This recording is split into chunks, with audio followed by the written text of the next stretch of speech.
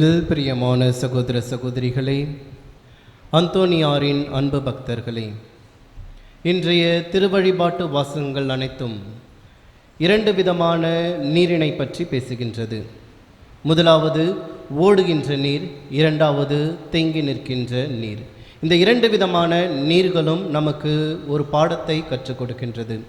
நற்செய்தி வாசகத்தை நீங்கள் நன்றாக கவனித்திருந்தீர்கள் என்றால், 38 ஆண்டுகளாக உடல்நலமற்று இருந்த ஒருவரை பார்த்து ஆண்டவர் இயேசு நலம் பெற விரும்புகிறாயா என்று கேட்கின்றார். அதற்கு அந்த உடல்நலமற்றவர் என்ன சொல்லியிருக்கும்? ஆம் ஆண்டவரே, நான் நலம் பெற விரும்புகிறேன். இதுதான் பதிலாக இருந்திருக்க வேண்டும். ஆனால் அவர் சொன்ன பதில் என்ன? என்னை அந்த குளத்தில் இறக்கிவிட ஆள் இல்லை, அந்த குளத்தில் இறக்கிவிட ஆள் இல்லை, எனக்கு முன்பாக வேறு ஒருவர் இறங்கி விடுகிறார்கள். பல நேரங்களில் நாம் கூட இப்படிதான். கடவுள் நாம் நலம் பெற வேண்டும் என்று நம்மிடம் விருப்பம் இருந்தாலும் கூட குறைகளை அடுக்கி கொண்டிருப்பவர்களாக தான் நாம் இருக்கின்றோம். எப்பொழுதுமே குறைகளை சொல்லுகின்றோம். அந்த குறைகள் என்பது தேங்கி நிற்கின்ற நீரை போன்றது. நாம் எப்பொழுது அந்த குறைகளை சொல்லிக்கொண்டு மனிதர்களையோ நம்மிடம் இருப்பவர்களையோ நாம் மறைக்கின்றோமோ அல்லது மறுக்கின்றோமோ, அப்பொழுதெல்லாம் நாம் தேங்கி நிற்கின்ற நீராக மாறிவிடுகின்றோம். அதனால் நமக்கு நலம் என்பது ஒன்றுமே கிடைக்காது. ஆனால் அந்த இடத்திலும் இறைமகன் இயேசு அந்த நீரை விட என்னுடைய வார்த்தைக்கு ஆற்றல் அதிகம் என்று அவருடைய வார்த்தையை கொடுக்கின்றார். அந்த குளத்தில் இறக்கிவிட ஆள் இல்லை என்று சொன்ன பொழுது அவரை அந்த குளத்தில் இறக்கிவிட இயேசு முற்படவில்லை. மாறாக என்ன செய்கின்றார்? அவருடைய வார்த்தையை கொடுத்து, நீ எழுந்து உன் படுக்கையை எடுத்துக்கொண்டு செல் என்று சொல்கின்றார். அந்த வார்த்தை அவருக்கு வாழ்வை கொடுக்கின்றது. அதே போலதான் நம்முடைய வாழ்க்கையிலும் இறைவனுடைய வார்த்தை உள்ளே வருகின்ற பொழுது நாமும் வாழ்வு பெற்றவர்களாக, நலம் பெற்றவர்களாக மாறுவோம். பல நேரங்களில் நாம் சொல்லலாம், இல்லையே, நான் தான் கடவுளுடைய வார்த்தையை தினமும் கேட்கின்றேன், திருப்பலியில் தியானிக்கின்றேன், தினமும் படித்துவிட்டு தான் நான் தூங்குகின்றேன். அப்படி இருக்கின்ற பொழுது அந்த இறை வார்த்தை எனக்குள் ஏன் எத்தகைய ஒரு மாற்றத்தையும் ஏற்படுத்தவில்லை? அது ஏன் எனக்கு நலமளிக்கவில்லை? அந்த வார்த்தை ஏன் என்னை வாழ்வுக்கு இட்டு செல்லவில்லை என்ற எண்ணங்கள் அல்லது கேள்விகள் பல நேரங்களில் நம்முடைய சிந்தனைகளில் எழலாம். அதற்கெல்லாம் விடை கொடுப்பதாக தான் இன்றைய முதல் வாசகம் அமைந்திருக்கின்றது. இன்றைய முதல் வாசகத்தை நீங்கள் நன்றாக கவனித்திருந்தீர்கள் என்றால், ஆலயத்தின் பீடத்திலிருந்து பெருக்கெடுக்கின்ற அந்த நீரானது என்ன செய்கின்றது? ஓடுகின்றது. அதில் எசேக்கியேல் இறைவாக்கினரை ஒரு தூதர் என்ன செய்கின்றார்? 1000 முழம் அளந்து கணுக்கால் அளவு தண்ணீருக்கு இழுத்து செல்கின்றார். கணுக்கால் அளவு தண்ணீர். நாம் இறை வார்த்தையை திருப்பலியில் மாத்திரம் கேட்டுக்கொண்டு அந்த வார்த்தையை நாம் தியானிக்கின்றோம் என்றால் வெறும் கணுக்கால் அளவில் தான் நிற்கின்றவர்களாக இருப்போம். நீங்கள் நன்றாக சிந்தித்து பாருங்கள். ஒரு நீரோட்டம் ஓடிக்கொண்டே இருக்கிறது என்றால் நீங்கள் கணுக்கால் அளவு ஓடுகின்ற தண்ணீரில் உங்களால் நன்றாக ஊன்றி நிற்க முடியும். நன்றாக உங்களால் என்ன செய்ய முடியும்? ஊன்றி நிற்க முடியும். அந்த நீரினால் உங்களை அசைக்கவோ அல்லது உங்களை எதுவுமே செய்ய முடியாது.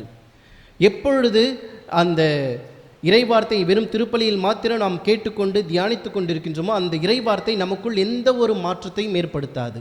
நாம் செய்கின்ற அந்த தவறுகளுக்கு, குற்றங்களுக்கு எந்த ஒரு குற்ற உணர்ச்சியோ, நாம் தவறு செய்து விட்டேன், பாவம் செய்து விட்டேனே என்ற ஒரு உணர்வை கூட அந்த செயல் என்ன செய்யாது? கொடுக்கவே கொடுக்காது. மாறாக அந்த இறைவார்த்தை நாம் இன்னும் சற்று ஆழமாக சிந்திக்கின்ற பொழுது, இன்னும் ஒரு படி நாம் மேலே சென்று ஒவ்வொரு நாளும் நாம் இறைவார்த்தையை படித்துவிட்டு தான் தூங்குவோம் அல்லவா? அவர்களெல்லாம் முழங்கால் படியில் நிற்கின்றவர்களாக இருக்கின்றார்கள். இறைவார்த்தையை படிப்பார்கள்.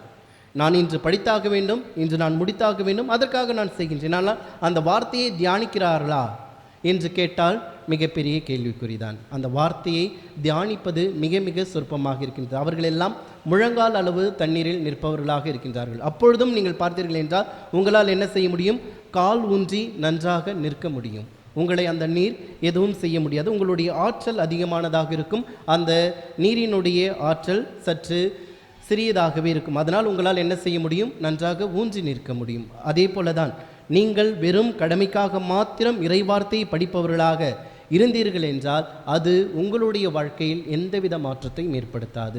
இன்னும் சற்று மேலே சென்று அந்த இறைவார்த்தையை தியானிக்கின்றவர்களாக நாம் மாறுகின்ற பொழுது இடுப்பளவில் இருக்கின்ற தண்ணீரில் நிற்கின்றவர்களாக இருப்போம். அப்பொழுது நீங்கள் என்ன செய்வோம்? அப்பொழுதும் நீங்கள் நிற்பீர்கள். ஆனால் என்ன செய்ய வேண்டும்? கஷ்டப்பட்டு நிற்க வேண்டியதாக இருக்கும். சற்று நீங்கள் என்ன செய்ய வேண்டும்? கடினப்பட வேண்டும். அந்த நீர் ஓட்டத்தை நீங்கள் எதிர்த்து நிற்பதற்கு சற்று நீங்கள் கடினப்பட வேண்டும். அந்த தியானிக்கின்ற பொழுது அந்த இறைவார்த்தை நமக்குள் பல மாற்றங்களை கொண்டு வரும். நான் என்ற அகந்தையை அழிக்கும். போட்டி, பொறாமை, வஞ்சகம், காழ்ப்புணர்ச்சி போன்ற அனைத்தையும் நம்மிலிருந்து நீக்குவதற்கு நம்முடைய உள் உணர்ச்சியை, அதாவது மனசாட்சியை தூண்டி எழுப்பும். அப்பொழுது நம்மால் என்ன செய்ய முடியாது? நம்முடைய கால்களால் அழகாக நன்றாக ஊன்றி நிற்க முடியாது. அந்த வார்த்தை நமக்குள் ஏதோ ஒரு மாற்றத்தை செய்து கொண்டே இருக்கும். அந்த வார்த்தை இன்னும் நம்மை முழுமையாக மாற்ற வேண்டும் என்றால் எப்பொழுது அந்த வார்த்தையை வாழ்வாக்குகின்றோமோ, அதாவது செயலில் காட்டுகின்றோமோ, அப்பொழுது அந்த வார்த்தை நம்மை என்ன செய்துவிடும்? முழுமையாக நம்மை மூழ்கிவிடும். அப்பொழுது நம்முடைய ஆற்றல் கொண்ட அந்த தண்ணீரினால் நம்மால் நிற்க முடியாது. அந்த நீரோட்டத்திற்கு ஏற்றாற்போல் நாம் என்ன செய்தாக வேண்டும்? ஓடிதான் ஆக வேண்டும். நீங்கள் எவ்வளவு போராடினாலும் எவ்வளவு கஷ்டப்பட்டாலும் உங்களால் என்ன செய்ய முடியாது?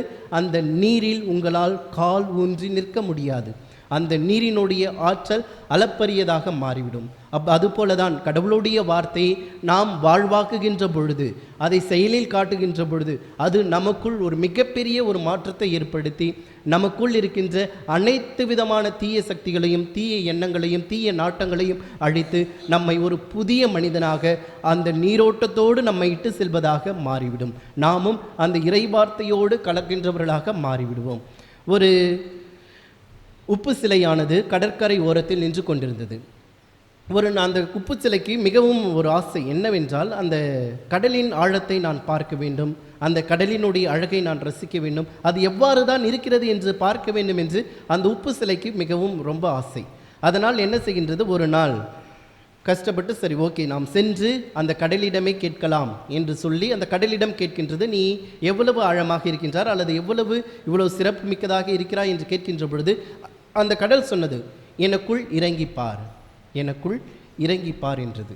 இந்த உப்பு சிலையும் என்ன செய்கின்றது? கடலுக்குள் இறங்குகின்றது. கொஞ்சம் கொஞ்சமாக உள்ளே இறங்க அந்த கடலினுடைய அழகு, அந்த கடலினுடைய சில்னஸ் அதை முழுமையாக ஆட்கொண்டு என்ன செய்கின்றது? அந்த கடலிலேயே அது முழுவதுமாக கரைந்து விடுகிறது. அப்பொழுதுதான் அது ஒன்றை உணர்கின்றது, நாம் நினைப்பது வெறும் கடல் அல்ல, அந்த கடலின் ஒரு துளிதான் நாம் என்று. அந்த கடலோடு கடல் அது கலக்கின்ற பொழுதுதான் நானும் இந்த கடலை சார்ந்தவன் தான் என்பதை அது உணர்ந்து கொண்டது. நாம் கூட கடவுளின் சாயலாக தான் இருக்கின்றோம். கடவுளால் படைக்கப்பட்டவர்களாக அவருடைய உயிர் மூச்சு நமக்குள் இயங்கி கொண்டிருக்கின்றது. ஆனால் அதை உணராதவர்களாக இருக்கின்றோம். எப்பொழுது அந்த இறைவார்த்தையை மூலமாக அதை நாம் உணர்கின்றோமோ அப்பொழுது நாமும் அந்த இறைவார்த்தையோடு கலந்து கடவுளோடு ஒன்றிப்பவர்களாக மாறிவிடுவோம். எனவே அன்பார்ந்தவர்களே, இன்றைய நாள் நமக்கு கற்றுத்தருகின்ற பாடம் இதுதான். நாம் இறைவார்த்தையை எவ்வாறு நமக்குள் ஏற்றுக்கொள்ளப் போகின்றோம்? தந்தை அவர்கள் அழகாக முன்னுரையில் சொன்னார், நாம் இந்த வாசகங்கள் அனைத்தும் திருமுழுக்கை நினைவுபடுத்துகின்றது என்று. ஆம், ஓடுகின்ற தண்ணீரின் வழியாக தான் நமக்கு என்ன கொடுக்கப்படுகின்றது? திருமுழுக்கு கொடுக்கப்படுகின்றது. ஓடுகின்ற தண்ணீர் ஊற்றுறாங்க இல்லையா? தண்ணி ஓடுகின்ற தண்ணீர், நிற்கின்ற தண்ணி அல்ல, மாறாக ஓடுகின்ற தண்ணீரின் வழியாக தான் நமக்கு திருமுழுக்கானது கொடுக்கப்படுகின்றது. ஆக அந்த உயிருள்ள தண்ணீரின் வழியாக திருமுழுக்கு பெற்று புதிய மனிதர்களாக, திரு அவையின் ஒரு அங்கமாக, கடவுளின் பிள்ளையாக ஆகக்கூடிய வாய்ப்பினை பெற்ற நாம் என்ன செய்ய வேண்டும்? அதற்குரிய இயல்புகளோடு வாழுகின்றவர்களாக, அதற்குரிய செயல்களை நம்முடைய வாழ்க்கையில் பிரதிபலிப்பவர்களாக நாம் இருக்க வேண்டும். அவ்வாறு இருந்தோம் என்றால் கண்டிப்பாக நம்முடைய வாழ்வும் பிறருக்கு எடுத்துக்காட்டானதாக மாறிவிடும். இல்லை என்றால் நாமும் 10-11 போல பிறரை போல தான் நம்முடைய வாழ்க்கையும் இருக்கும். இறுதி வரை இந்த மன நிறைவு என்பதோ அல்லது எனக்கு இது போதும் என்ற உணர்வோ இல்லாதவர்களாக இன்னும் எதையோ ஒன்றை தேடிக்கொண்டிருப்பவர்களாகவே தான் நாம் இருப்போம்.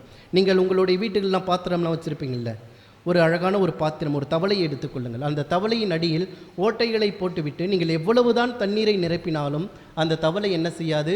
முழுமையாக நிரம்பவே நிரம்பாது. நீங்கள் எவ்வளவு வேண்டுமானாலும் தண்ணீரை ஊற்றுங்கள், அந்த தவளை நிரம்பவே நிரம்பாது. அதே போல தான் நம்முடைய வாழ்க்கையிலும் கூட பல ஓட்டைகள் இருந்து கொண்டு தான் இருக்குது. போட்டி, பொறாமை, வஞ்சகம், காழ்ப்புணர்ச்சி, பிறரை பழிவாங்க வேண்டும் என்கின்ற எண்ணம், பிறரை சபிக்கின்ற ஒரு எண்ணம், நான் செத்தாலும் என்னிடம் பேசக்கூடாது, என்னிடம் வரக்கூடாது என்கின்ற எண்ணம், இது போன்ற பல்வேறு தீய சிந்தனைகளையும் தீய நாட்டங்களையும் நமக்குள் வைத்துக்கொண்டு அதற்கு நொண்டி சாக்குகளை சொல்லிக்கொண்டு அதை நியாயப்படுத்தி கொண்டு இருக்கின்றோம். அத்தகைய ஓட்டைகள் இருக்கின்ற பொழுது நான் எவ்வளவுதான் இறைவார்த்தையை எனக்குள் நான் செலுத்தினாலும், எவ்வளவுதான் கடவுளுடைய ஆசீர்வாதத்தினால் நான் நிரப்பப்பட்டாலும், நான் வெறுமையானவனாக தான் உணர்வினை தவிர ஒருபொழுதும் நிறைவானவனாக உணர மாட்டேன். எனவே அன்பார்ந்தவர்களே, இன்றைய நாளில் இறைவார்த்தை நம்மை நிறைவை நோக்கி, வாழ்வை நோக்கி செல்ல அழைப்பு விடுக்கின்றது. அந்த வாழ்வை நோக்கி, அந்த இறைவார்த்தை கொடுக்கின்ற நம்பிக்கையை கொண்டு கடவுளை அடைய நாம் தயாராக இருக்கின்றோமா? நம்முடைய வாழ்க்கையை மாற்ற தயாராக இருக்கின்றோமா? சிந்தித்து பார்ப்போம்.